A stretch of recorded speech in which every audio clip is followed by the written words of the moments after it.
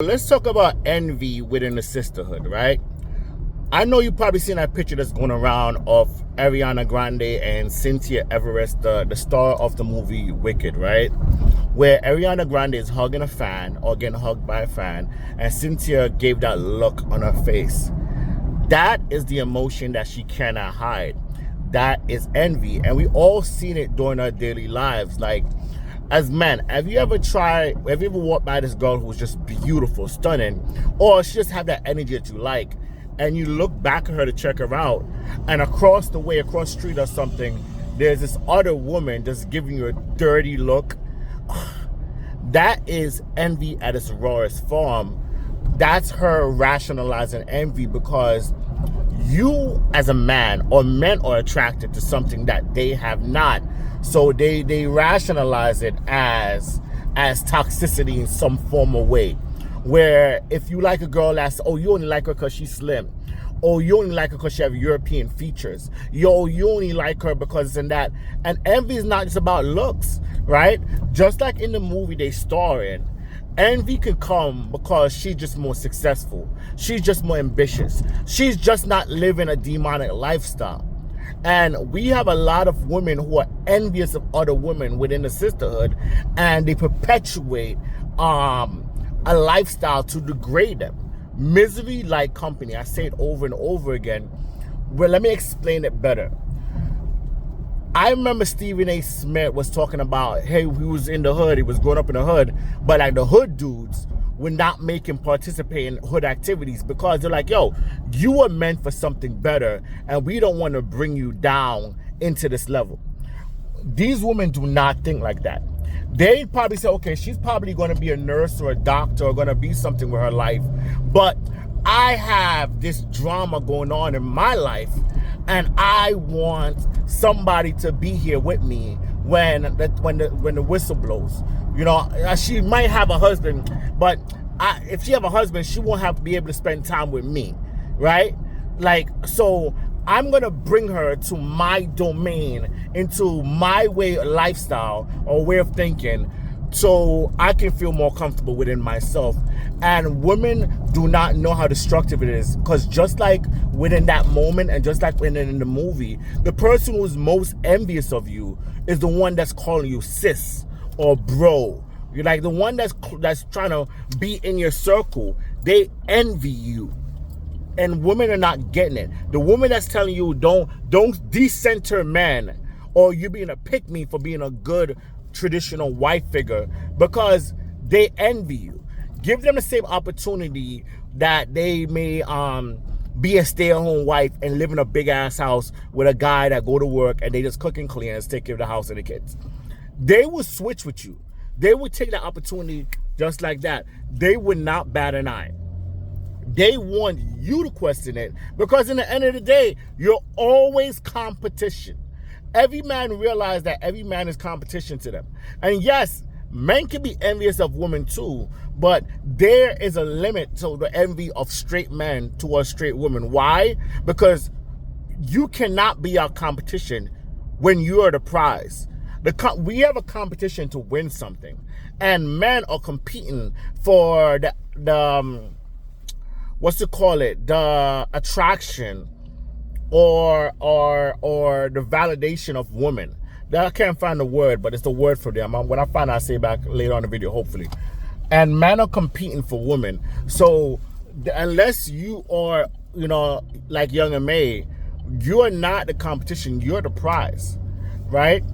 And that's how we see women, and women need to see men the same thing, because you can't compete with the prize, right? You're trying to get the highest value person you can get, right? These women will envy you if you dress better, if you clean, like just basically ambition, bro. And I'm telling you, like it's not what you think, and they will manipulate you, because this is the age of manipulation, where they convince you that they're the good guys, they're in your corner, and the person that you're trying to get is toxic. I seen it. It's same in the movie, that children movie that they try to push with what's it? Do you want to build a snowman? What's it called?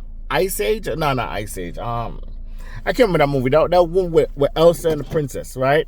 Where the sister was envious of the other sister because both sisters, one was admirational, one was showing admiration to the other one because she liked her sister and she wanted to be in her sister, and the other one was like, "Ugh, she don't have to go through what I have to go through." But the difference within that movie is she did not try to bring her into her depression.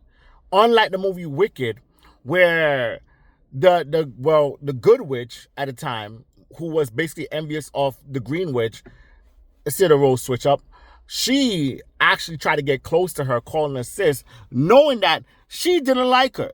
She didn't like her, and she was trying to play her. But the only way to really get in is to get close. And they said, Bob Marley said, only your friends know your secret, so only he can reveal it. Only the ones closest to you can betray you. Your enemy can't betray you. You see them from a mile away. They're showing you who they are.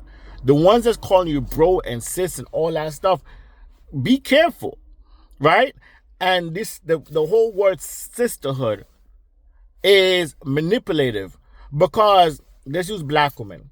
Black women think that it's a sisterhood, then turn around and see the white woman with black man who is supposed to be a sister. And you see envy both ways. One, because now you see that, oh, she wasn't really my sister. She just want to know how to cook corned beans and grits to get to the black man.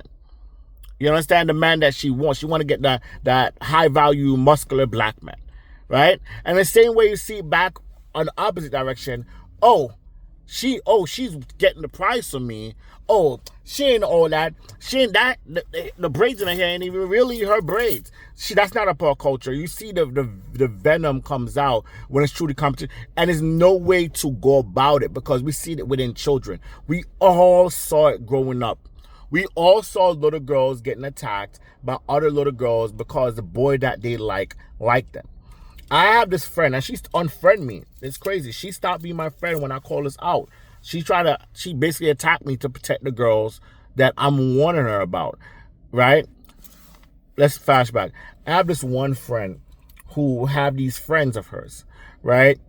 And when I went to go see the friends, they were planning to set her up.